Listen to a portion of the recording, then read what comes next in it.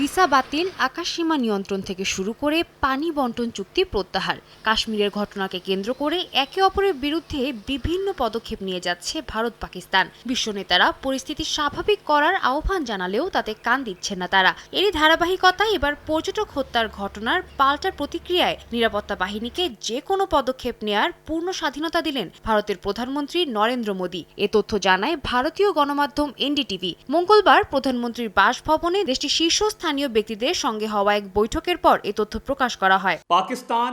পাকিস্তান পুনরায় ঘোষণা করছে ভারতের যে কোনো ধরনের সামরিক আগ্রাসনের উপযুক্ত ও কঠিন জবাব দেওয়া হবে। আন্তর্জাতিক সম্প্রদায়কে সচেতন থাকতে হবে যে উত্তেজনার পরিণতি সহ তার দায়ভার সম্পূর্ণভাবে ভারতের ওপর বর্তাবে। জাতি নিজের সার্বভৌমত্ব ও ভৌগোলিক অখণ্ডতা রক্ষায় সব মূল্য চুকাতে প্রস্তুত। এছাড়াও পর্যটক হত্যার ঘটনার সঙ্গে পাকিস্তানের সম্পৃক্ততা বিষয়ে এখনো কোনো প্রমাণ নয়াদিল্লি দিতে পারেনি বলে দাবি ইসলামাবাদের।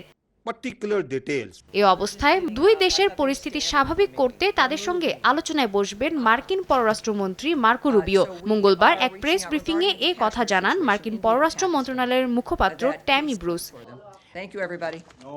সাদিয়া তাসনিম, সময় সংবাদ।